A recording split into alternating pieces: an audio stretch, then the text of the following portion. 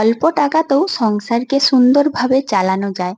যদি একটু বুদ্ধি খাটিয়ে হিসেব করে চলি তাহলেই কিন্তু আমাদের সংসারটা অনেক সুন্দর আর সুখের হয়ে ওঠে। আর এর থেকে কিন্তু আমরা অনেকটাও টাকা সেভ করতে পারি। তো যাই হোক, সেটাই তোমাদের সাথে আজকে শেয়ার করব। তো তোমরা পুরো ভিডিওটা দেখতে থাকো, আশা করছি ভালো লাগবে। আমি মুনমুন, ব্লগার মুনমুন চ্যানেলে তোমাদের প্রত্যেককে জানাচ্ছি অনেক অনেক স্বাগতম। আজকে যারা আমার চ্যানেলে নতুন এসেছো তাদের সবাইকে জানাচ্ছি অনেক স্বাগতম। আর যারা আমার চ্যানেলে পুরনো বন্ধু রয়েছে তাদেরকেও জানাচ্ছি অনেক স্বাগত, অনেক ধন্যবাদ, অনেক ভালোবাসা। তো পুরো ভিডিওটা দেখো। আর দেখো, এই যে ঘুম থেকে উঠেই না চলে এসেছি জলমগ্ন বাগানটাকে দেখে। তো প্রথমেই আস্তে আস্তে কেন হাঁটছি সেটাই বলি। এই যে দেখো, এই যে বাগানের এই জায়গার মাটিটা না খুব পিছল, মানে বলতে পারি এই জায়গার মাটিটা এঁটেল মাটি। আর বাকি এমনিতে তো আমাদের বালি মাটি, তোমরা তো জানোই, কোনো অসুবিধা নেই। আর দেখো, এই যে জলটায় কেন আসতে যাচ্ছিলাম, দুম করে পড়ে যেতাম। আর পড়লে কোমর হাত পা ভাঙতো কিনা কিছুই জানি না, তবে হ্যাঁ লাগতো প্রচুর। আর এই জায়গার মাটি না প্রচুর শক্ত। এক কথায় বলতে পারি যে এখানের মাটিটা এত পিছল যে আমার মতন মানুষও যে সারাক্ষণ এই বাগানটার মধ্যেই থাকে তাকেও কিন্তু আস্তে আস্তে হাঁটতে হচ্ছে। আর ভীষণ ভয় লাগছে এই কারণে যে এর আগের দিনও না এখানে কিছু সাপ বেরিয়েছিল। তো বাগানের মধ্যে তো বুঝতেই পারছো, গ্রামের বাড়ি, সাপ বেরোবে, আর এটার জন্য একটু ভয়ে আস্তে আস্তে হাঁটছি। তারপরে আবার মাটি পিছল। তো এই যে এইখানে যে জলটা রয়েছে, যখন আমরা ঘুম থেকে উঠি তখন এসে দেখেছিলাম, জানো তো, প্রায় মানে আমি যে জলটার উপরে হাঁটছি এটা 3 ডবল। আর এটা এখন তোমাদের দাদাভাই একটু মাটিটা কাটিয়ে দিয়েছে। এই যে দেখো এই রাস্তাটা, যার জন্য অনেকটাই জল শেষের মুখে, প্রায় শেষের মুখে। আর তখনই কিন্তু আমি নামতে পেরেছি। তো যাই হোক, বাগান থেকে চলে এলাম। আর একটাই জিনিস ভালো লাগলো যে জলটা বেরোবার জায়গা আছে বলে আমি আমার বাগানটাকে রক্ষা করতে পারলাম। কেন বলতো, ওই কলা গাছের কাছে যদি এত জল জমে থাকতো তাহলে কিন্তু বাগানটা পুরোটাই নষ্ট হয়ে যেত। এখন চলে এসেছি দুয়ারে মারুলি দিতে। আর যদিও এই কাজটা আগে করার কথা ছিল, কিন্তু এত জল হয়েছিল না, আর বাগানের এই করুণ অবস্থা দেখে বাগানেই দৌড়ে গিয়েছিলাম। তো রাত্রে তো যেতে পারিনি, কিন্তু সকালে উঠে করে একটু গিয়েছিলাম সামনেটায়। আর এত চারিদিকটা সাদা দেখাচ্ছিল, সেই জন্য ওখানে কিছুটা টাইম চলে গেল। এটাই হয় আমাদের মতন মধ্যবিত্ত বাড়িতে, জানো তো, মানে অল্প খরচে কিভাবে কোন দিক থেকে সংসারটা চালানো হবে, সংসারে ভালো হবে সেটাই খেয়াল করি। আর প্রত্যেকটা বিষয়েই জানো তো হিসেব আর বুদ্ধি এগুলো কিন্তু প্রত্যেকটা পদক্ষেপেই করে নিতে হয়। তো এত বড় বাগানটা নষ্ট হয়ে যাবে, সেই জন্য জানো তো, মানে ঘরের যে নিয়মটা আছে সেই নিয়মটা ত্যাগ করে, মানে দুয়ারে যে মারুলি দেওয়া, ঝাঁটা, এগুলো না করেই না দৌড়ে গিয়েছিলাম বাগানে। কারণ সেই মুহূর্তে মনে হয়েছিল বাগানটার যদি কিছু ব্যবস্থা করতে পারি জল নিকাশে, তাহলে মনে হয় গাছগুলো বেঁচে যাবে। তো যাই হোক, সেখানে না অনেকটাই সময় চলে গেল, প্রায় 1 ঘন্টা মতো। এদিক ওদিকে না গাছপালা পড়েছিল, সেগুলো তুললাম। তো দুজনে মিলে অনেকটাই বাগানের। ব্লগার মুনমুন চ্যানেলে তোমাদের সবাইকে জানাচ্ছি স্বাগতম। যে বা যারা যেখান থেকে ভিডিওটা দেখছো নিশ্চয়ই ভালো আছো, আগামী দিনেও ভালো থেকো, সুস্থ থেকো। আর দেখো, তোমাদের সাথে বকবক করতে করতে তোমাদের কিন্তু আশীর্বাদই নেওয়া হয়নি। কারণ আমার ভিডিও অনেক গুরুজনরা দেখছো, আর তোমরা কিন্তু আশীর্বাদ না করলে আমি এগোতেই পারবো না। তাই ভিডিও শুরু করার আগেই বড়দের জানাই প্রণাম, ছোটদের জন্য রইল অনেক অনেক ভালোবাসা। সবাই ভালোবাসা আর আশীর্বাদ এই দুটো দিয়ে কিন্তু আমাকে একটু এগিয়ে নিয়ে যাবে। আর আমি কিন্তু এগুলোকে অনেক বিশ্বাস করি। তো যাই হোক, ঝাড় দিয়ে আমি চলে এলাম রুমের মধ্যে। আর এসে করেই দেখলাম, কি বলতো, মানে কালকে রাত্রিতে পরানো হয়নি, অল্প একটু ভেজা ছিল এই বালিশের কাভার গুলো। তো এখন ভাবলাম যে বিছানাটা ঝেড়েছি, তাহলে একটু বালিশের কাভার গুলো পরিয়ে দিই। আর এই কাজগুলো, মানে রুমের ভেতরের কাজগুলো, জানো তো, ঘুম থেকে ওঠার পর সকালে করে নেওয়াই ভালো আমার জন্য, তো এটাই। কারণ আমি যদি সকালবেলায় না করি তাহলে খুব অসুবিধে হয়, পরে আর হয় না। তো একটা বালিশের কভার পরানোর পর দেখলাম আরেকটা বালিশের কভার পরাবো, কিন্তু ছেঁড়া। আর এটা হয় জানো তো আমার ছেলের জন্য, মানে ও একটা বালিশও ঠিকঠাক রাখে না, কোনো সময় পায়ে, কোনো সময় কোমরে, কোনো সময় মাথায়। মানে বালিশগুলো যেন সবসময় যেন ফুটবল খেলতে থাকে। আর ওই জন্য জানো তো আমার রুমের একটা বালিশও, মানে কি বলবো, ঠিকঠাক শেপ যে একটা থাকবে সেরকম না। মানে প্রত্যেকটারই অবস্থা ফুটবল হয়ে গিয়েছে। আর বালিশের কাভার তো এরকম করলে একটু ছিঁড়বেই। তো সেই জন্য দেখো, বালিশের কাভারটা ভাবলাম এখনই ভালো করে সেলাই করে নিই। আর এটার জন্য যদি আবার অপেক্ষা করে থাকি যে কখন আমি টেলার্সে দেবো, সেখানে নিয়ে যাব, সেলাই করব, তো টাইমও লাগবে, যাতায়াতও দরকার, আর সঙ্গে কিন্তু পয়সাও খরচ হবে। আর এখনকার দিনে জানোই তো তোমরা যে বাইরের জগতে যদি আমরা কিছু করি না, সেখানে কিন্তু সেই হিসেবে পয়সা নেবে না। আমি যতটুকুই সেলাই করতে দিই তার জন্য কিন্তু ওদের যেটা মানে একটা মিনিমাম চার্জ লাগে সেটাই লাগবে। তো এই যে 2 মিনিটের, 2 মিনিটও হয়তো ভুল হবে, 1 মিনিটের এই যে সেলাই করার ব্যাপারটা থাকে, এটা যদি আমি নিজে না করে টেলার্সে দিই তাহলে দেখবে সঙ্গে সঙ্গে হয়তো 20 টাকা নিয়ে নেবে, বা 10 টাকা তো নিবেই সর্বনিম্ন। তো যেখানে আমি 1 মিনিটে কাজটা করতে পারবো সেখানে কেন পয়সা দেব? যেহেতু আমি কাজটা জানি, তাই আমার না মনে হয় যে জিনিসগুলো আমি নিজে পারবো, যতটুকু পারবো সংসারের খরচটা একটু কমাবার চেষ্টা করব। দেখো সেই জন্যই না আমি একটু বসে গেলাম সময়ের ফাঁক নিয়ে।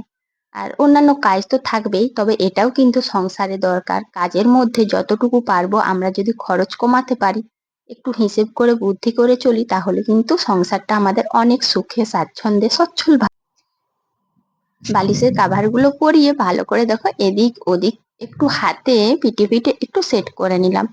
তো ছেলের জন্য যদিও এটা ঠিক থাকবে না, যখন ও শোবে আবার সে একই অবস্থা হবে। আর এরপরে নিয়ে চলে এলাম জামা কাপড়গুলো ছাদ থেকে। কালকে বললাম না বৃষ্টি হয়েছিল বিকেলে, তো জামা কাপড়গুলো না ঠিকঠাক ভাবে শুকোয়নি, তাই হালকা হালকা শুকনো হয়ে গিয়েছিল, ছাদে ছিল। আর এখন এই যে ফ্যানের নিচে দিয়ে দিচ্ছি। রুমের মধ্যে কি হয় বলতো, আমরা যে যখন পারি যতটুকু পারি বিশ্রাম নিই, আর এই বিশ্রামের সময় তো ফ্যান চলবেই। আজকে যেহেতু রবিবার, তাই ছেলেও কিন্তু ঘরে থাকবে, তো পড়াশোনা করা, ড্রয়িং করা এগুলো তো করবেই, ফ্যান চলবে। তাই জানো তো যখন অল্প একটু শুকনো হয়ে যায় আমি ফ্যানের মধ্যেই দিয়ে দিই। আর ফ্যানের নিচে থাকলে অনেক তাড়াতাড়ি শুকনো হয়। তারপর সংসারের যা টুকটাক কাজকর্ম ছিল সেগুলোও করে নিয়েছি, তো সব তো আর দেখাতে পারলাম না। আর অন্যদিন তো দেখাই, আজকে তাই দেখালাম না। তো দেখো আমাদের আজকে কি কি রান্না করছি। এই যে লাউ ডাঁটা, আলু, বেগুন, কাঁচকলা দিয়ে তরকারি করব। আর জানো তো, আমার অনেক কিন্তু বন্ধুরা বলে যে তোমাদের বাড়িতে কিন্তু টাটকা সবজি অনেক রান্না করা হয়, টাটকা সবজি খাওয়া খুবই ভালো। হ্যাঁ গো, আর যে বন্ধু বলেছিল তার নামটা মনে নেই, তবে তাকে জানাচ্ছি অনেক ধন্যবাদ।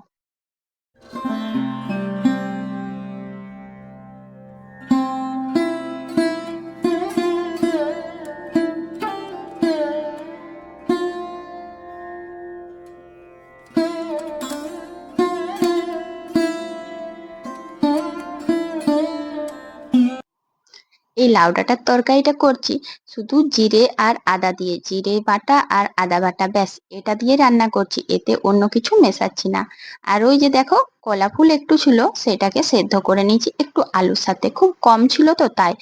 আর এই লাউ ডাঁটাটা যেন কাকিমারা দিয়েছিলেন, ওদের তো মানে অন্য একটা কাকিমা, তো ওদেরকে আমরা কুমড়ো ডাঁটা দিয়েছিলাম, লাউ ডাঁটা দিয়েছে, তাই আজকে লাউ ডাঁটার তরকারি আর এই শাক ভাজা, আর সঙ্গে ছিল বেগুন ভাজা যেগুলো কাকিমা দিয়েছিল, আর আমি একটু লাউ ডাঁটার তরকারি দিয়েছিলাম। আমাদের গ্রামে তো দেওয়া নেওয়া থাকে, আর পাশাপাশি বাড়িতে তো এটা অবশ্যই হয়। তো জানো তো বন্ধুরা, অনেক কম খরচে বাগানের সবজি দিয়ে আজকে রান্নাটা করে নিলাম, আর সঙ্গে কিন্তু একটা কি 3টে সুস্বাদু খাবারও পেয়ে গেলাম, যেটার থেকে কিন্তু প্রোটিন ভিটামিন প্রচুর পরিমাণে পাওয়া যাবে, আর না আছে এটার মধ্যে কোনো জৈব সার, না রাসায়নিক সার, না কোনো ভেজাল। তো গ্রামের বাড়িতে এটা এটা অনেক সুবিধে হয়। আর এটার মধ্যে যে স্বাদটা থাকে সেটা কিন্তু কেনা খাবারে থাকে না। যদিও কিছু কিছু সময় কিনে খেতেই হয়, মানুষের জীবনে তো আর সব সময় সবটা যে বাড়ি থেকে পাওয়া যায় তা না।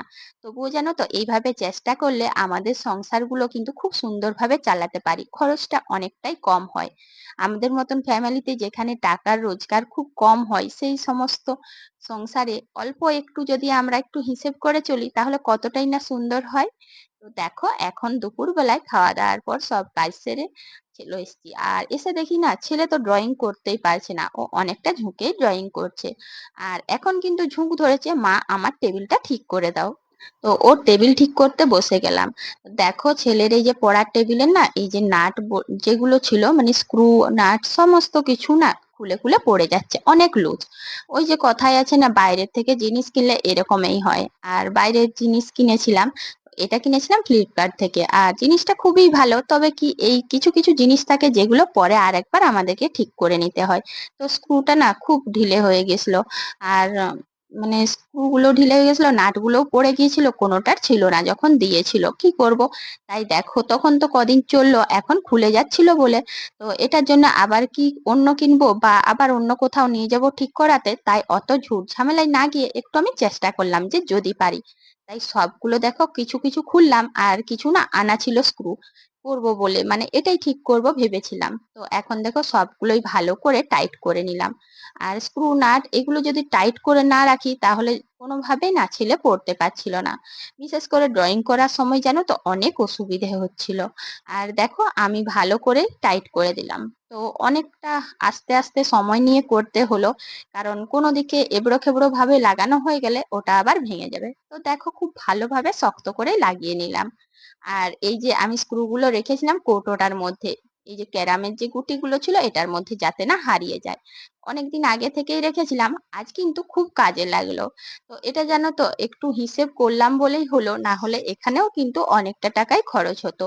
যখনই ঘরের থেকে অন্য কোথাও নিয়ে যাব সারাতে, বিশেষ করে জিনিস কেনার থেকে দেখবে তোমরা সবাই দেখবে সবার বাড়িতে যে কোনো জিনিস দেখবে কিনতে যা দাম পড়ে সারাতে হয়তো তার থেকে বেশি দাম পড়ে।